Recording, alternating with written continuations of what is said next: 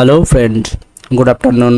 Welcome to your channel Crack WTET primary interview related একটি গুরুত্বপূর্ণ informative video নিয়ে আজকে চলে এলাম তোমাদের সামনে। তো প্রাথমিকের ইন্টারভিউ প্রিপারেশন নিচ্ছ, সাথে সাথে কিছু বেসিক জিনিস তোমাদের অবশ্যই জানা প্রয়োজন, এগুলিকে অবশ্যই রেডি করে রাখা প্রয়োজন।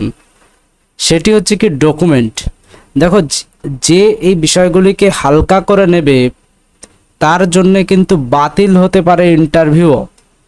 কথাটি অনেক বড় কথা বললাম, কিন্তু দেখা যায় বাস্তব অভিজ্ঞতাতে তোমরা প্রিভিয়াস ইন্টারভিউর সময় যদি কেউ ইন্টারভিউ যেখানে নেওয়া হয়েছিল অর্থাৎ এপিসি ভবনের সামনে যদি প্রেজেন্ট থাকতে, তাহলে বুঝতে পারতে যে প্রচুর ক্যান্ডিডেট এই সমস্ত ডকুমেন্টের অভাবে কিন্তু ওই দিনকে ইন্টারভিউয়ের দিন অনেক স্ট্রেসে পড়ে গেছিল বা পড়ে যায়, যারা এই বিষয়গুলি নিয়ে সতর্ক নয়। তাই বলছি যে ইন্টারভিউ তোর প্রিপারেশন নিতেই হবে, সাথে সাথে এই সমস্ত ডকুমেন্টগুলোকেও রেডি রাখতে হবে, কারণ ইন্টারভিউর দিনই কিন্তু এগুলি ভেরিফাই হবে। তো একটি বৃহত্তর প্রসেস রয়েছে ডকুমেন্ট ভেরিফিকেশনের। তো ডকুমেন্টগুলো কী কী লাগবে সেগুলো আগে থেকে জেনে আগে থেকে রেডি করে সুন্দর আকর্ষণীয় ফাইলের মধ্যে সেগুলিকে তোমরা রেডি করে ফেলতে পারো, কারণ ইন্টারভিউর খুব কিন্তু দেরি নেই। এবার এগুলি যদি তুমি রেডি করে রাখো তাহলে তোমার একটা পজিটিভিটি যে আমার ডকুমেন্ট নিয়ে কোনো টেনশন নেই। মাঝে মধ্যে ডকুমেন্টগুলোকে নিয়েও একবার দেখো যে কোন বোর্ড থেকে আমি কোন কোন কোর্সগুলো করেছি, কারণ এগুলি থেকেও কিন্তু তোমাকে যে কোনো একটা প্রশ্ন ধরতে পারে।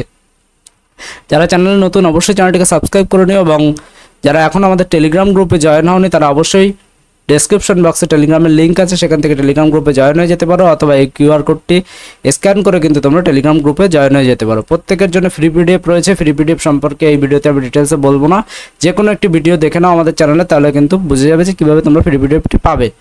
দেখো, এখানে ডকুমেন্ট সম্পর্কে তো অবশ্যই বলবো, তার আগে দেখো ইন্টারভিউতে পার্টিসিপেট করতে চলেছে কিন্তু 2014 সালের ক্যান্ডিডেট, 2017 সালের ক্যান্ডিডেট, 2022, 2023 এর মধ্যে হাইলি রেটেড যে এরিয়া অর্থাৎ 2022-এর যে ক্যান্ডিডেট, এদের সংখ্যাই কিন্তু সবচেয়ে বেশি হবে। এবং কিছু ক্যান্ডিডেট আছে ওভারল্যাপিং, 2022-23 উভয়েই পাস আছে, 2017-22-এও পাস আছে। তো সেটি তোমাদের প্রিপারেশনের বিষয় নয়, আশা করি সেগুলো একটু মাথায় রাখতে হবে, কিন্তু সেগুলো নিয়ে অতটা মাথা ঘামানোর কিছু নেই, কারণ সেগুলো তোমাদের হাতে নেই। তো এই হচ্ছে বিষয়। ডকুমেন্ট কী কী লাগবে সেগুলি আমি একদম একটি পরপর লিস্ট তোমাদের সামনে তুলে ধরলাম। এইগুলি তো তোমাদের লাগবেই। তোমরা কিন্তু যখন নোটিফিকেশান পাবে তার আগে একটা আপডেট দেওয়া হবে, তার মধ্যে এগুলিই থাকবে, কিন্তু তোমরা তাও একবার সেগুলোকে চেক করে নেবে। আমি প্রাইমারিলি আগে থেকে তোমাদের এই ডকুমেন্টগুলিকে রেডি করে রাখার একটি সাজেশন তোমাদের দেব। তো এখানে দেখো কি কি লাগবে। অনেকে ভাবছে স্ক্রিনশট নিয়ে বেরিয়ে যাচ্ছ, নিতেই পারো, স্ক্রিনশটটি তোমাদের রেখে দাও, কারণ তোমাদের এগুলি কাজে লাগতে পারে। কিন্তু কয়েকটি বিষয় রয়েছে এখানে জানা, সেগুলো জানতে হবে। দেখো, admit card of TET.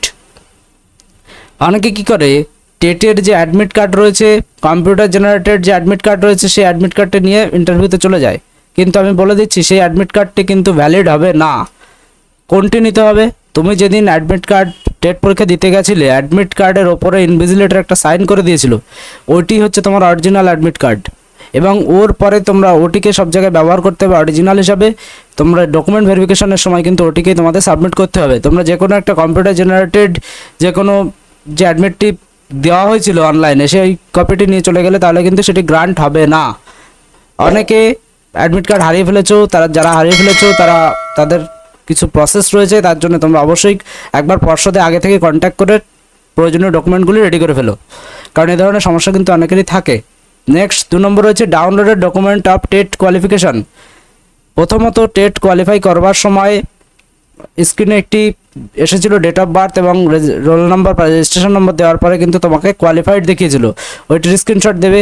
Plus যে একটি প্যানেলের মতো একটি পেজে তোমাদের সবার নাম এবং রোল নাম্বার এবং কত পেয়েছো সেটি দেওয়া প্রকাশ করা হয়েছিল।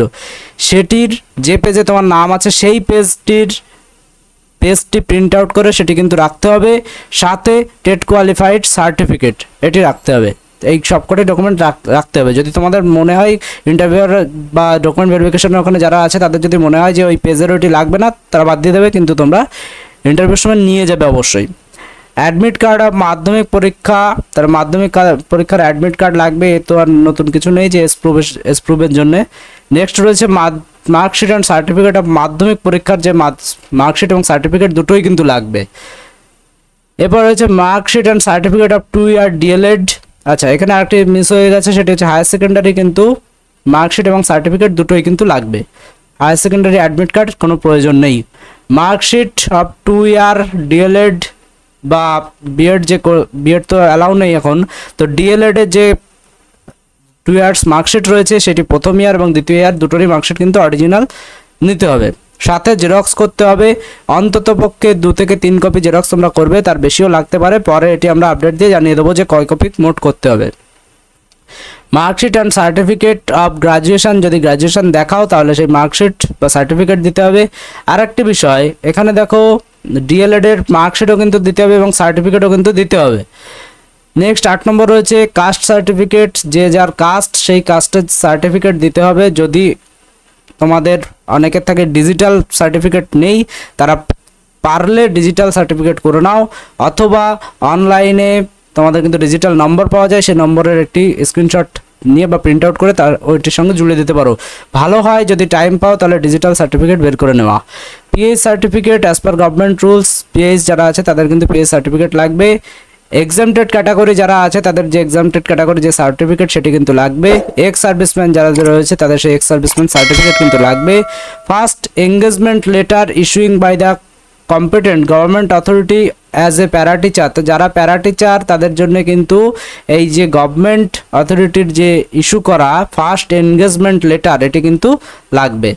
এক্সপিরিয়েন্স সার্টিফিকেট লাগবে, প্যারা টিচারদের ক্ষেত্রে এক্সপিরিয়েন্স সার্টিফিকেট লাগবে, কারণ তোমরা জানো যে ডেমো টিচিংয়ের জন্য কিন্তু 5 নাম্বারস তাদের জন্য অ্যালোরেট থাকে, তো সেই 5 নাম্বার কিন্তু তারা অটোমেটিক্যালি পেয়ে যেতে পারে এক্সপিরিয়েন্স সার্টিফিকেট শো করে। তো তার জন্য কিন্তু এই এক্সপিরিয়েন্স সার্টিফিকেট লাগবে, যেটি কিন্তু ইস্যু করতে হবে ডিপিও আর SDO for counting of services and age relaxation are applicable, তো এটি কিন্তু প্রয়োজন। 14 নম্বর ডকুমেন্ট কি বলেছে, all relevant testimonial and certificate relating to co curricular activity as per recruitment rules. যদি তোমাদের যে এক্সট্রা কারিকুলার যদি সার্টিফিকেট থাকে সেটিও কিন্তু তোমাদের নিয়ে যেতে হবে বা জমা দিতে হবে, মানে অরিজিনাল নিতে হবে ডকুমেন্ট ভেরিফিকেশনের জন্য, এবং জেরক্স তো লাগবেই। ভোটার আইডি কার্ড তোমাদের দেখাতে হবে, ভোটার বা আধার দুটোই তোমাদের লাগবে, ভোটার এবং আধার দুটোই লাগবে। 1 passport size photograph self attested, তো সমস্ত ডকুমেন্টের যে জেরক্স কপিটি থাকবে তার প্রত্যেকটি কিন্তু সেলফ অ্যাটাস্টেড থাকবে, এবং একটি পাসপোর্ট সাইজের ফটোগ্রাফ তোমাদের করতে বলছে, কিন্তু আমি বলবো অন্তত পক্ষে 4 থেকে 5টি পাসপোর্ট সাইজের ফটোগ্রাফ নিজেদের কাছে সবসময় রাখবে। তো এই ছিল কতগুলো ডকুমেন্ট, তোমরা ডকুমেন্টগুলি রেডি করে ফেলো। যারা ইন্টারভিউ প্রিপারেশন নিচ্ছ তাদের জন্য 3টে পিডিএফ রয়েছে, তোমরা চাইলে 3টে পিডিএফ নিতে পারো, পিডিএফ 1, পিডিএফ 2, পিডিএফ 3, এবং ফ্রি পিডিএফের জন্য ইন্টারভিউ ফ্রি পিডিএফ লিখে এই নম্বরে হোয়াটসঅ্যাপ করতে হবে, পেইড পিডিএফের জন্য ইন্টারভিউ লিখে এই নম্বরে হোয়াটসঅ্যাপ করতে হবে। ডিটেলস সব কিছুই তোমাদের দেওয়া আছে, দেখে নিয়ে তোমরা চাইলে পিডিএফ কালেক্ট করতে পারো। ভিডিওটি দেখার জন্য অসংখ্য ধন্যবাদ।